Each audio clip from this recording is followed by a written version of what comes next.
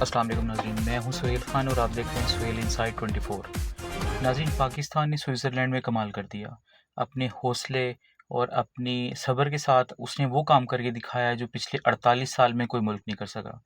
अब थोड़ा सा आपको इसका अंदर का अहवाल बताते हैं। स्विट्ज़रलैंड में होने वाले इस मुज़ाकरात में 4 मुल्कों के वफ़ूद शामिल थे, जिसमें कतर, पाकिस्तान, ईरान और अमेरिका शामिल थे। अब ये लोग वहाँ पे इन्होंने पहुँचना था और पहुँचने के बाद मुज़ाकरात शुरू होने थे। सबसे पहले पाकिस्तान और कतर पहुँचे और उसके बाद जेडी वेंस वहाँ पे आए। जिस होटल में वहाँ पे स्टे था, एक कमरे के अंदर सिक्योरिटी के साथ वहाँ पे मीडिया वाले भी मौजूद थे और मीडिया वालों की मौजूदगी में पाकिस्तान और कतर वहाँ पे मेज़बानी कर रहे थे। पाकिस्तान का रोल वहाँ पे ज़्यादा नुमायाँ था। वज़ीर-ए-आज़म शहबाज शरीफ ने जेडी वेंस का इस्तकबाल किया और उसके बाद मुलाकात हुई हमारे फ़ील्ड मार्शल आसिम मुनीर साहब से और वहाँ पे कतर के जो नुमाइंदे थे उनसे भी मुलाकात हुई। उसके बाद इंतज़ार करना शुरू कर दिया इन्होंने ईरान का, जो आना था ईरान ने, और वो भी ईरान भी वहाँ पे अवेलेबल था, लेकिन उस रूम में आने में ईरान को थोड़ा-सा टाइम लग गया, ईरान थोड़ा-सा लेट हो गया।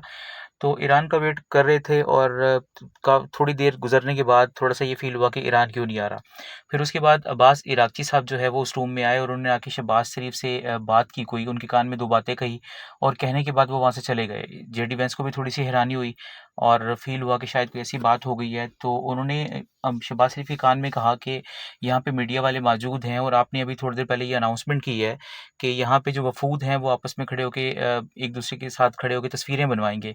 तो ये मुमकिन नहीं है कि ईरान का कोई भी बंदा अमेरिका के साथ खड़े होके शेक हैंड करे या इनके साथ कोई तस्वीरें बनाए, क्योंकि ईरान की आवाम जो है वो अमेरिका को आयतुल्लाह अली ख़ामनाई साहब का कातिल समझती है और अगर कोई भी बंदा इनके साथ खड़े होकर तस्वीरें बना लेगा तो उसका दोबारा वापस ईरान में जाना बहुत मुश्किल हो जाएगा और वो ईरान में वापस नहीं जा पाएगा।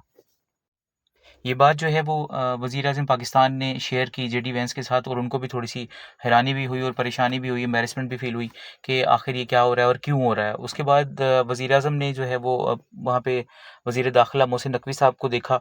वज़ीर-ए-आज़म देखने के बाद मोहसिन नकवी साहब उनके पास गए, दोबारा जाके उनसे डिस्कशन हुई और डिस्कशन होने के बाद वो उनको मना के दोबारा जब उस रूम में लेके आए तो उनके कहने के मुताबिक वहाँ पे जितने भी मीडिया पर्सन थे उन सबको वहाँ से निकाल दिया गया।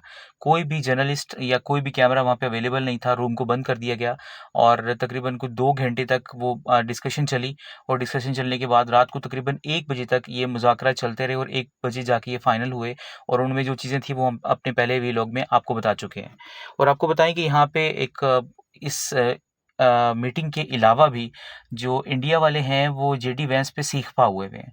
बहुत चीख-चिल्ला रहे हैं, उनको गालियाँ दे रहे हैं और उनकी गालियाँ देने की वजह क्या है, वो आपको बताते हैं। हुआ ये कि जेडी वेंस ने वहाँ पे खड़े होके ये कह दिया कि आसिम मुनीर साहब और मेरी बेगम जो इंडिया से हैं, वो मेरे दिल के बहुत करीब है। इस चीज़ को इंडिया वालों ने बहुत नेगेटिव लिया और उन पे जो है वो गालियाँ कसना शुरू कर दी हैं और माशाल्लाह बहुत ज़्यादा वो अपनी जिस तरह उनकी औकात है वो दिखा रहे हैं और दिखाने के साथ-साथ जो है वो जेडी वेंस को अच्छे खासे अलक़ाबात से नवाज़ा जा रहा है इंडिया में। और आपको सबसे अच्छी खबर एक और दें कि आज एक बहुत सरप्राइज़िंग दिन है कि हमारे पास जो वज़ीर-ए-आज़म पाकिस्तान है, उनके पास आ रहे हैं ईरानी सदर।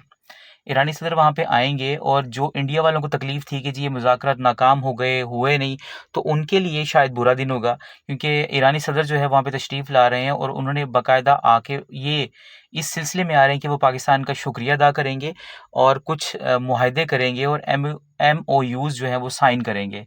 तो मेरे ख़्याल में इंडिया के लिए ये बहुत बुरा दिन होगा, क्योंकि जितनी भी उन्होंने फ़ेक न्यूज़ बनानी थी, फ़ेक चीज़ें बनानी थी, वो बना चुके हैं, उसका फ़ायदा कोई नहीं हुआ। यहाँ पे जो है वो पाकिस्तान की फिर भी तारीफ़ हो रही है और हमें जो है वो खुशी है और फ़ख्र है इस बात पे कि हमने इस मुआहदे की मेज़बानी की है और 48 साल पुरानी जंग को कहीं न कहीं थोड़ा-सा ठंडा करने में हम कामयाब हुए हैं। तो अब तक के लिए इतना। इंशाल्लाह होप सो कि हमारा ये आज का दिन जो है वो बहुत अच्छा गुज़रेगा और ईरानी सदर ने पाकिस्तान में आना है और इंशाल्लाह अच्छे और खुशगवार मूड में मुलाकातें होंगी और अच्छी सी चीज़ें वहाँ पे होंगी, अच्छे मुआहदे होंगे और पाकिस्तान के हक़ में ये बहुत बेहतर होगा कि गैस और पेट्रोल की कीमतें कम हो जाएँगी और महँगाई पे कंट्रोल होगा। तो दोस्तों, आज के लिए इतना ही। इंशाल्लाह मिलते हैं फिर नेक्स्ट व्लॉग में और अगर आपको ये रिपोर्ट पसंद आई हो तो प्लीज़ लाइक कर दिया करें और शेयर कर दिया करें।